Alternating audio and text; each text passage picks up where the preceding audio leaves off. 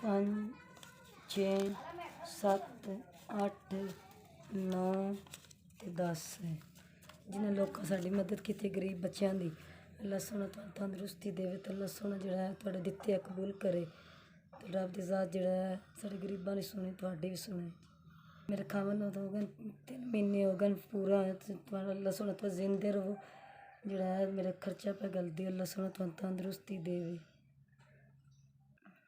ਤੀਸਰਾ ਮਹੀਨਾ ਤੁਸੀਂ ਮੈਨੂੰ ਖਰਚਾ ਪੈ ਗਲਦਾ 30,000 ਰੁਪਇਆ ਹੋ ਗਿਆ ਵੇ। ਇੰਸ਼ਾਅੱਲਾ ਜਿਉਂਦੇ ਰਹੋ, ਇੰਸ਼ਾਅੱਲਾ ਜ਼ਿੰਦਗੀ ਹੋਵੇ ਜੀ ਜਿਨ੍ਹਾਂ ਜਿਹੜਾ ਹੈ 30,000 ਰੁਪਇਆ ਮੇਰੀ ਮਦਦ ਹੋਈ ਹੈ।